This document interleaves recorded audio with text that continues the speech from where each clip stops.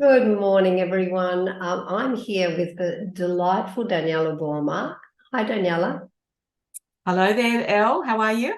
I'm great. I want to just tell everyone how we actually physically met because Daniela Yes. and I have been on social media, but we actually met where, Daniela? Tell everyone the story. We met in the ladies' room at the Ah, ABIA Awards in August this year. we did. And I've been a long time fan of Elle's and followed your journey. And when I turned around and saw you in the line with me, I introduced myself, You did. and the rest is history. I know, and it was so beautiful. I mean, I just turned around and looked at your face, and I thought, oh, I just love this woman. I was just like gone. And then we've Oh, reconnected. But today we're going to talk about some really important things because before we tell everyone, that you are obviously a salon owner and you have a team and you've got a great growing business. But there are some key things we're going to talk about here today for the salon owner that I mean, when we had our first little initial chat, when I got back to Greece, I was just blown away by how aligned in so many ways we are. And I think that's why I've decided to really draw out of you all the wisdom and the loveliness that you have to offer the beauty professional, really, because, and I think even additionally, women, we don't have to, I know we're talking to the beauty professional, but then the beauty professional talks to women. So the more beauty professionals we actually speak to and give these beautiful messages to, we're actually making a difference out in the larger world. That's where I think the value of the beauty professional is just astounding. But Daniela, tell us about your salon and your team. Go ahead. I want to hear all about it. okay. So I've had a very long journey in the beauty industry, starting when I was just 16. So this is my 41st year in business. Wow. So yeah, Wow. That's but that. yes, We're gonna applaud you on that one, right? but this business that I've had, we're celebrating 10 years since I purchased Bliss Day Spa in Caringbah in Sydney. And it's by far the most successful business because I believe that time has given me the wisdom and the understanding of how a business should be run, and basically never giving up, following dreams, and making a few mistakes along the way. I had a failed business in the 90s. So then I moved my business to my home. We built a house and built a salon within the house. I Mm-hmm. was there for 20 years as a sole trader. Wow. Wow, I didn't know that. That's Yeah, sole trader for amazing. 20 years. I had two salons prior to that for 10 years, and then 20 years as a sole trader at home, running a very successful home-based business, fully, equipped and approved by council. I raised my three sons, and then I was lonely. I was really, really lonely. And, when you're running your own business, yes, you get interaction with your clients, but you just don't get to talk to people that speak your language. I needed more, and I needed growth, personal growth for myself. So I purchased Bliss Day Spa, and 10 years on, we've seen our team grow from 3 to 4 to 5 to 6 and now 7. And we've just currently advertised for another team member. So, it's been an exciting journey, but it hasn't happened overnight. And I think it's really important to put it out there to all the therapists that are doing the hard yards and really pushing themselves and having nights where they think, am I really doing the right thing? Don't give up. Just keep going, keep learning, keep getting mentored, keep asking questions, reach out to people that are like you and I, get advice, and never give up. And don't be told to sort of stop working to be successful. A lot of the industry leaders or coaching industry are telling a lot of the salon owners that it's time that to get off the floor or to get out of the cubicle, and Mm-hmm. you won't be successful until you're out of the treatment room and running the business and working on the business. And I'm going to just put it out there. I really disagree with that. I have a real problem with that, because I think some of the most successful women in the beauty industry are women that are still working side by side their team on their clients, and leading by example. And So that's where I'm at right now. Yeah, Danielle, I want to speak a little bit more about that because this opens up a whole new level of conversation.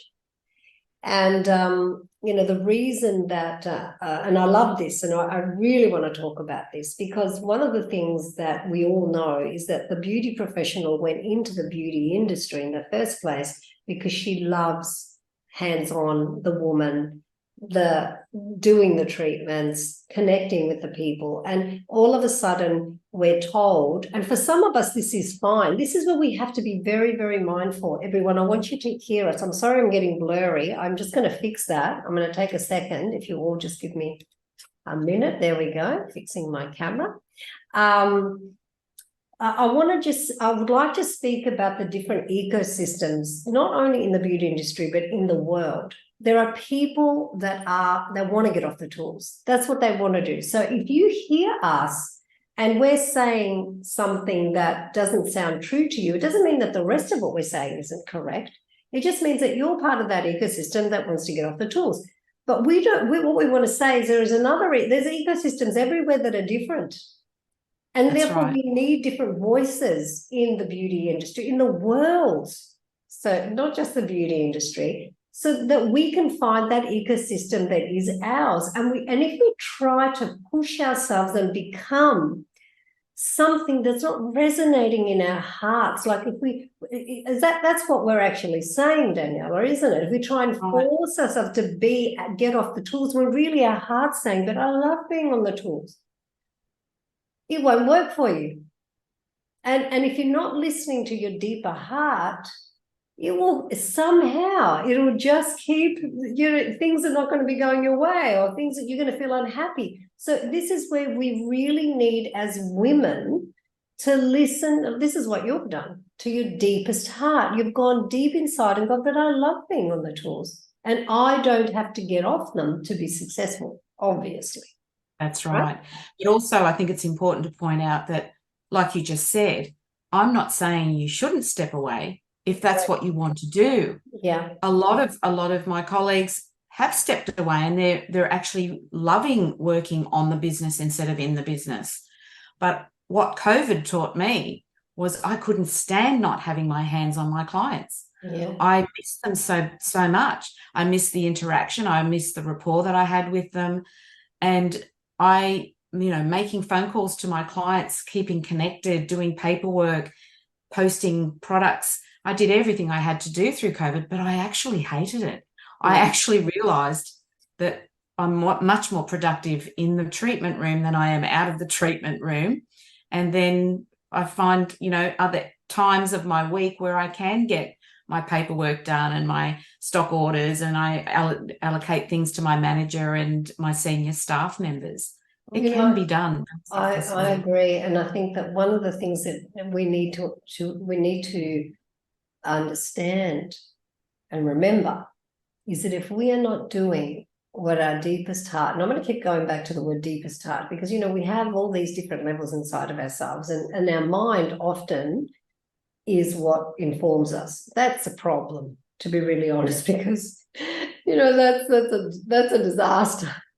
But I'm saying the deepest heart because you've got to quieten down a little bit. Like if you look at Daniela, girls, and you look at the quality of her, she's very, very quiet. Like I can just see that when I look at her. She's got this quiet, this beautiful quietness that she's really comfortable with. So it's true. Yeah, I can see it. I can see these things. I've told you. So the thing is that in that with you are listening. Yeah, you're listening when it's important. And especially probably now as you've come along and, as you get older and wiser, as they say, there's something beautiful about that. So if you're not, if you're not aligned with what's deepest in you, you'll struggle. So a really powerful way to find out whether you could say, Alba, how do I know? Is if you're unhappy. And I don't mean unhappy because you're looking at social media every morning and seeing what everyone else seems to be doing and the successes they seem to be having and how fast it's happening. we need a reality check too around that, don't we? And this is just like a fictitious world that is made up most of the time. All perception. It's all perception. Absolutely. Even if someone's trying to be honest with you, you could be reading into it what you want to see because you're believing something that isn't true in the first place. So, one of the things that's important is to minimize your social media. Do it only for what you need it for. Do a little bit of a fast to begin with. If this is something that the quietude is difficult for you, it's only going to activate it, isn't it? It's just going to make it worse. And then once you find it, then go back in if you want. It's fine. But you've got to find that quietude first. Find out, the unhappiness isn't because you haven't got enough money. The unhappiness may not be because, you haven't got enough clients. Even one client, Danielle, I don't know about you, but for me, I always think about it as one person, one human being. If I make a difference to one human being every day, that's enough. That's right. If we can't be grateful, making a difference. Yeah, if we can't be grateful for the one, how do we get what? To me, it's kind of like just one is enough. It doesn't mean that just one, but it's the principle, isn't it? Really. So tell us a little bit more about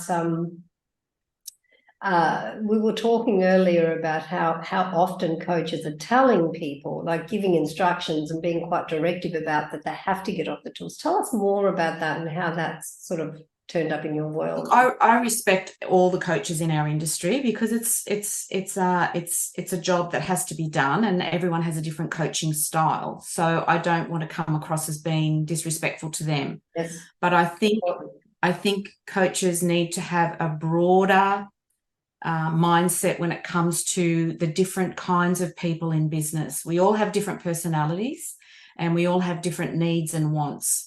So I knew from a very young age, in fact, way back, I think even after I started primary school, I always wanted to help people. And I knew that as I got older that I wanted to be of service to others in some shape or form.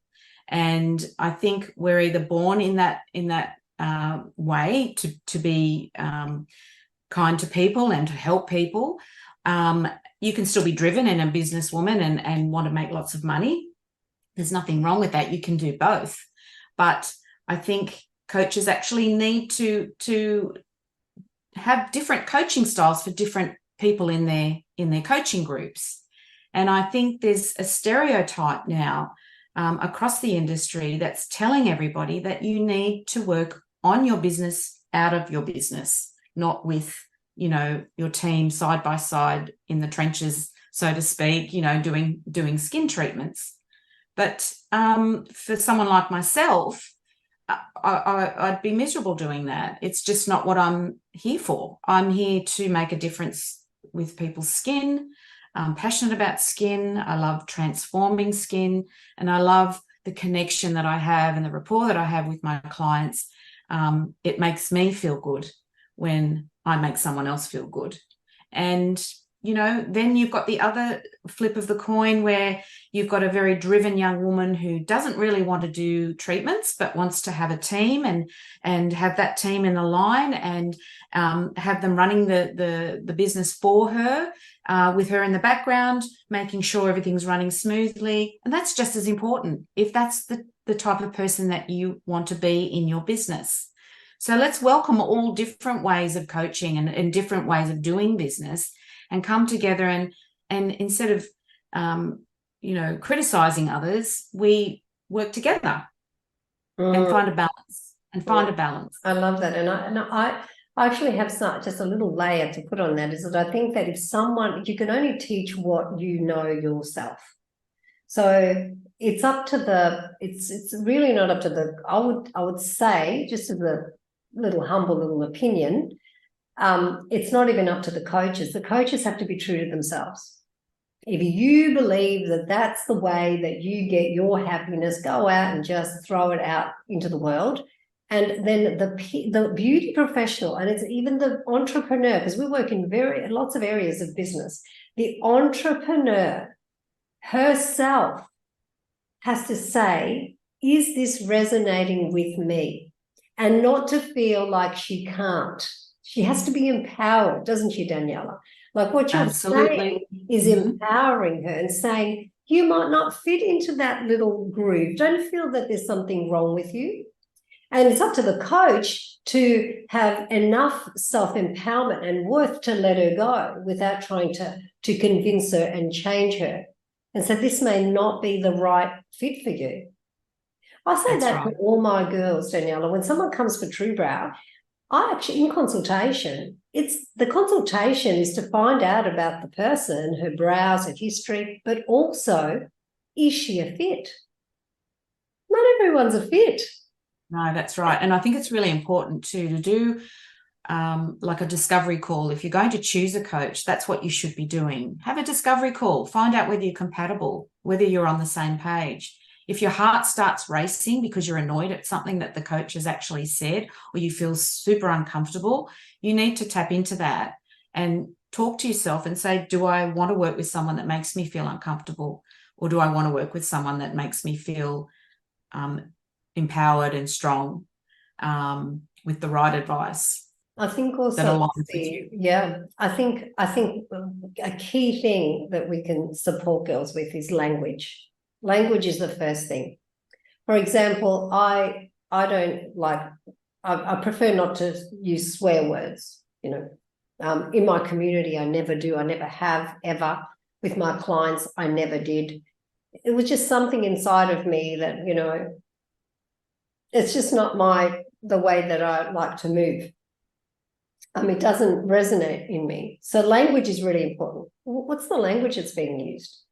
You know, if you don't like the language that's being used, immediately you're going to know that the vibration, you're not going to like that frequency, because that frequency, that comes from a particular frequency. High frequency doesn't do that. I'm sorry. In fact, it would never do that. Like a high self frequency would never sit there and just swear and say swear words. I could be wrong, but I don't think I am, right? It's more contained. So look at the language. Look at the body language. Look at the advice. Like, look at what the advice is. Is it dictatorial? Is it that's the way? And look, for someone else, that might be perfect. They need that. Some people need that, someone to absolutely do that to them, you know, to get to a next level. And then they go and they find someone else, and it's one of those things. It has to speak, I guess, what you're saying, Daniela, to your heart. The That's minute right. that you read the words, you have to go, oh, I love that.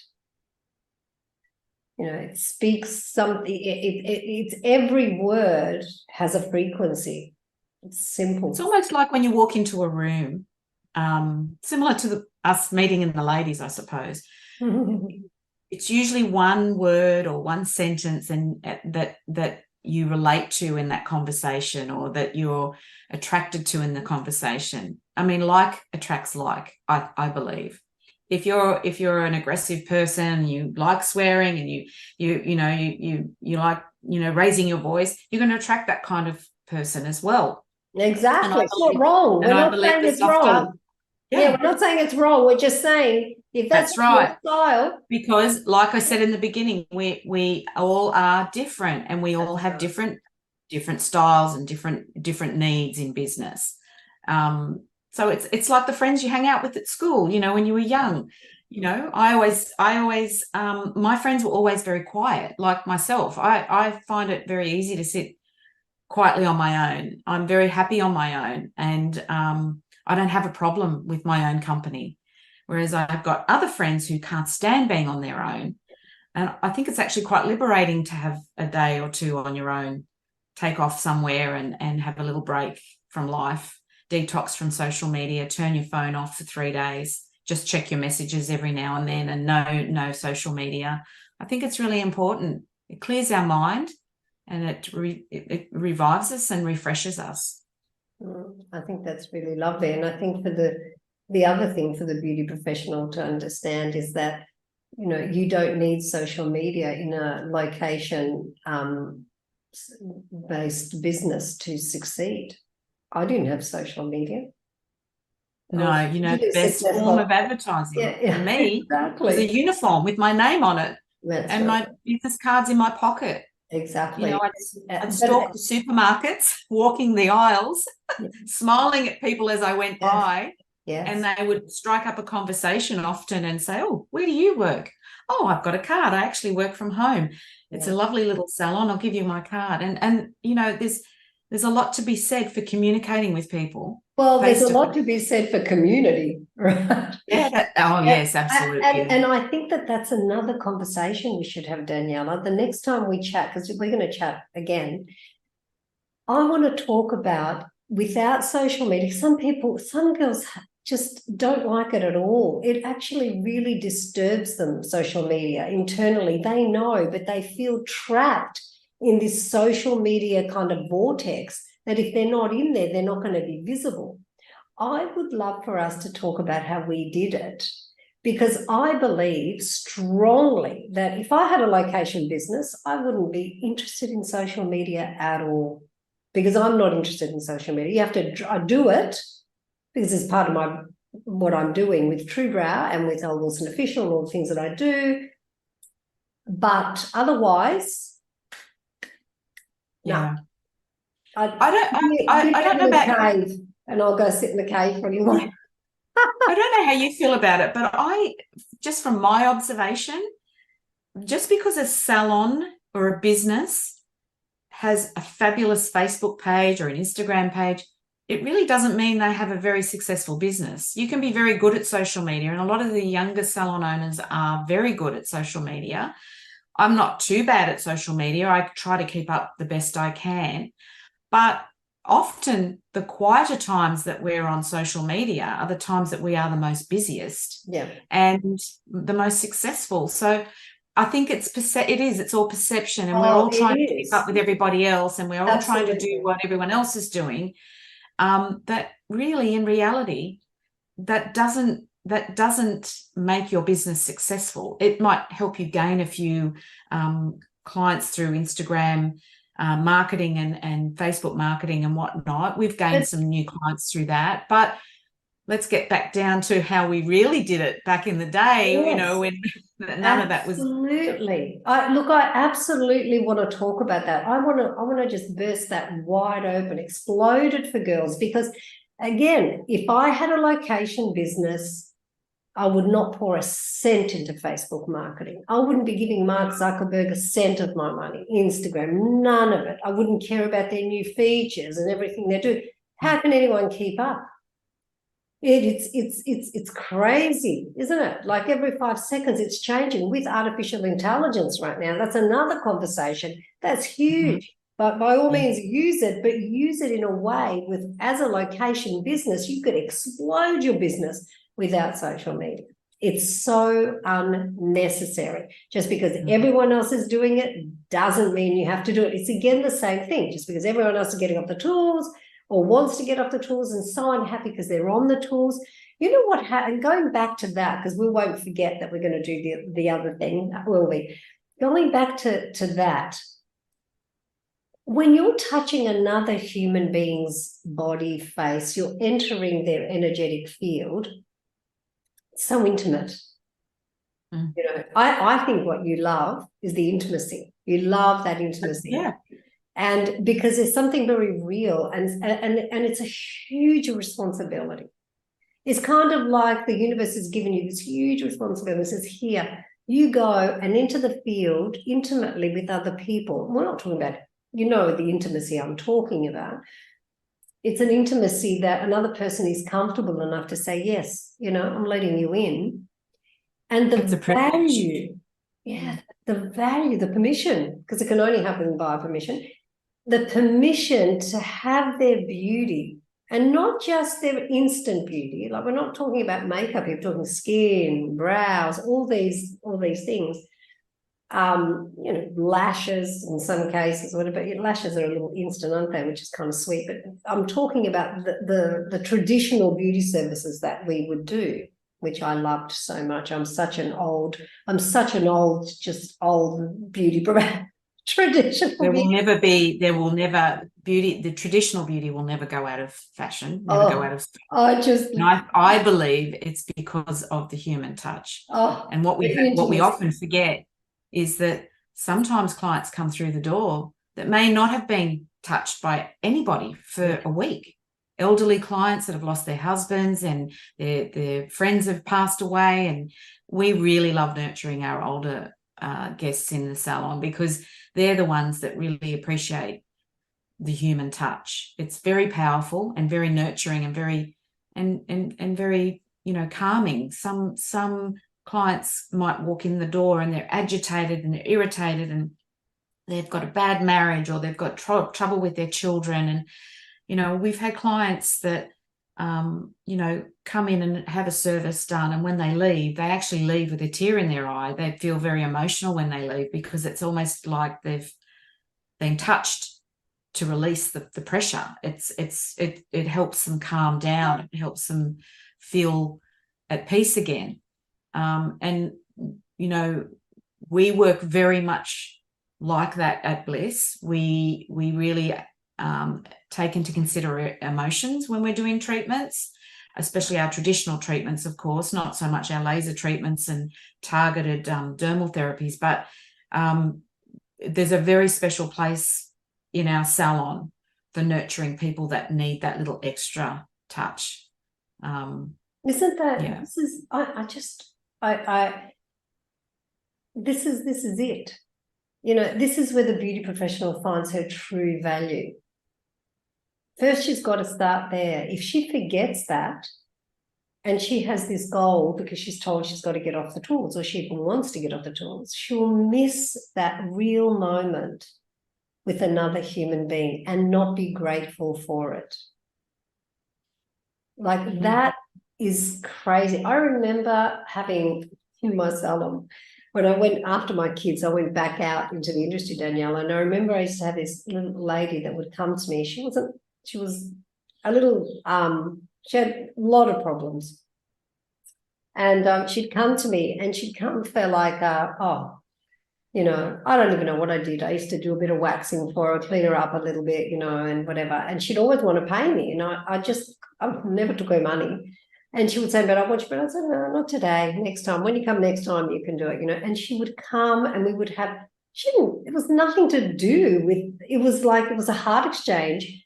And she would be glowing when she left, you know, and there is that giving back for us as beauty professionals. If we forget what our real value is to humanity, to the women that come to us, how can we ascend into different levels of success?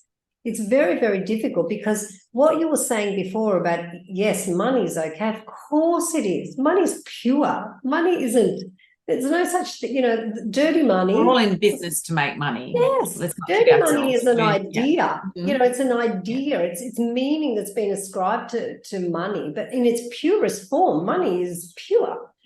And usually there's no problem for you to have as much as you want. That's not the point, right? But there has to be a balance as well with giving to receive. I think that when you do give, I think that it's just a natural exchange, you know, but to try and force something, you're out of alignment. You know, you can't go against the codes of the universe. But this particular universe, let's not go into that, but this particular universe has got particular laws, codes. It's very, very simple. And I think that, you know, if we can go back to the basics, it's sometimes we've got to go back before we can go forward. Yeah. And I think really, you know, that little lady that used to come to me, and the other one, you know, I can remember them now. They would come and I would have particular people I would take care of, and that was my time. But what was my time for? You know, I really understood the value of what it meant to be a beauty professional. And also, right now, one of the most key things, my little campaign, Do No Harm, which is, as a beauty professional, we cannot be doing harm to people. We need to be choosing the right services, the right, money can't come first in our industry. That is like off the table. Because if a beauty professional goes money first and she's informed by that, that can be problematic. First, it's the client. First, it's the guest. First, it's what's best for her. And I really, do you agree with that? I do agree with that. And I think clients know when the therapist is not aligned with that. I think, how many times do you have a client that comes in and says, oh, I used to go to this salon, but they were very pushy and they wanted to sell me 100 products. And, people have to make KPIs. We have KPIs in my salon, but, I have KPIs adjusted for my girls according to their abilities at the time. We reassess them every 3 to 4 months, but there's no point in putting that much pressure on a new therapist or a therapist with no confidence, unless you're willing to educate them and be the best leader in your business as you can be, to show them and teach them and nurture them. The rest will come later. Yeah, and I think, Daniela, we work with an amazing marketing I would call him the best marketer in the world. I'd go that far. He is amazing and is very, very well known. And we are in his guild, and we stay up very late in the nights because we're in Greece because he's in the US, to actually be, and we actually, he's made us leaders of a small cohort for him because we've known him a long time. And I have to tell you, one of his things that he always speaks about is empathy. If you do not have empathy for the prospect, that being the client, if you cannot put yourself in her shoes, then don't do anything. That's real marketing, real selling, which it doesn't become selling then. It's got to be empathic. And if you don't know what empathy means, go look it up and bring it into your vocabulary. Now, as a leader that has a team, empathy is everything. I'm often saying to my team, think like the client. What would the client like? How would the client like to be welcomed as she walks through the door? Like, how would you like to be welcomed? You have to, look at, even when they're laying on the bed. I often get my girls to lay on the facial lounge and be the client. Look around the room. What can we improve? Oh, I can't believe you do that. I used to do that too. Oh, yeah. What can we improve? And it was funny. Ceiling, anything. Yeah. Right. And one of the things that when I laid on the bed, because I never lay on the bed, was the air conditioning vent was all dusty. And I thought, oh my gosh, my clients do that every day. Sometimes when you're the client, you see things that you're unaware of.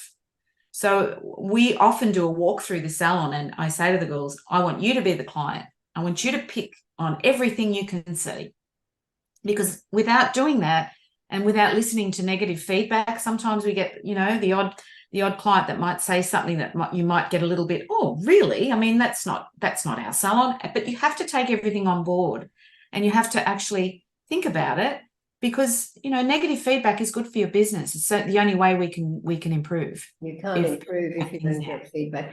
That is true. And I think in a way too, I mean, obviously I'm sure your team is very has the same values as you, but I think I used to do that. I used to lay on the bed and I would look up, and because then it was my values that were actually looking at the ceiling, right? Because if you have a team member too, it's great for the team member. They might see something you don't see, but if you don't do it, for me, if I saw dust, I would just think dirty. I would think, oh, they don't, this is a surface clean. I mean, I'm really, as a person, to go to a beauty salon and lay on a bed, like the first thing I do when I walk in is, for anything, I remember when I was in Australia, was their wax pots.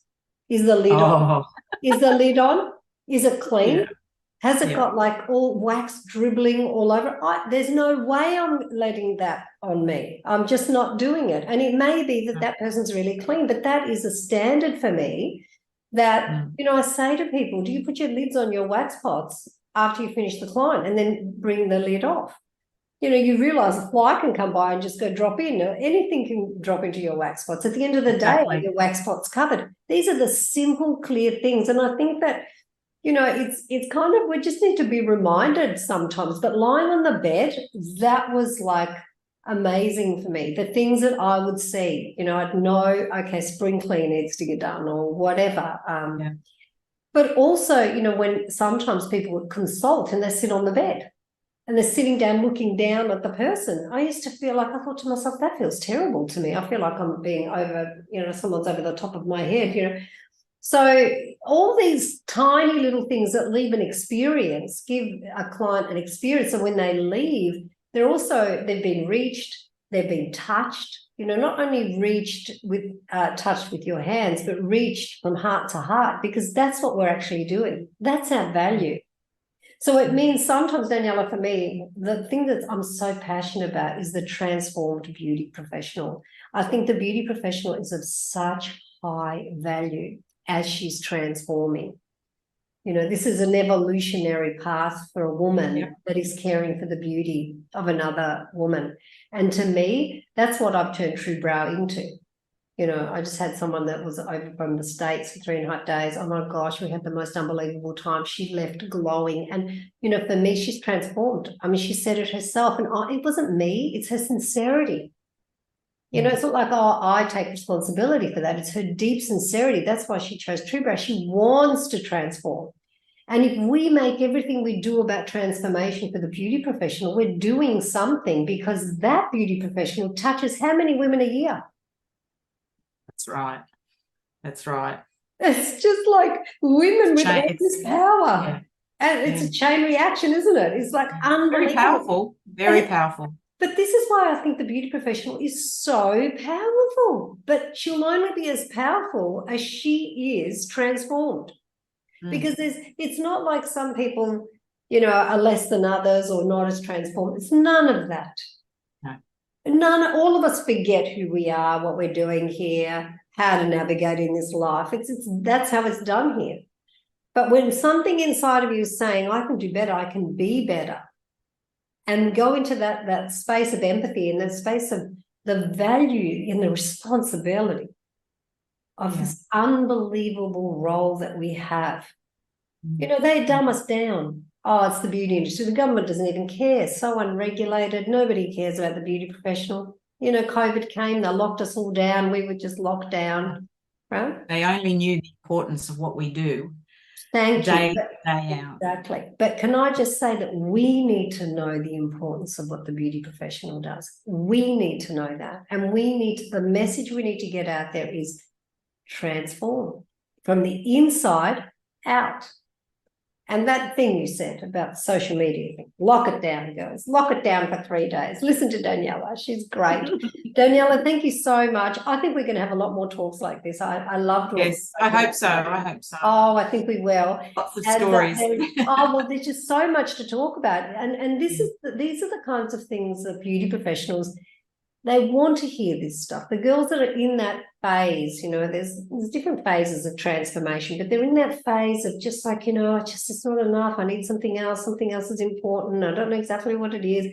This is the kind of conversations that they're looking for and they want. So I'm going to upload this today on TrueBrow, my Facebook page. I just want it out there. And then we'll be putting it out everywhere so the girls have access to it. But thank you for your time. I know how precious. Absolute pleasure. No, absolute pleasure. Adore you. I was really excited actually to speak with you today. You're just so share a little bit of what I do and listen to more about you, because we're all growing and learning about each other. It's true, and it's really important. Yeah. I'm just going to hear a lot when you listen. You hear a lot when you listen. And do you know what? There's another thing too, actually, in our marketer kind of friend circle. He talks about listening as an ability, and then he talks about hearing as an art. Isn't that beautiful? I'll leave you with that, and we'll press the stop button for today. And we might even talk more about that actually next time too. But next time, what are we doing again? The explosive. No, so you don't need social media to be and how to promote your business without it. Yes, I can't wait. I'm just going to press the stop button now. Thank you, everybody, for listening. And thank you, everyone. Bye for now.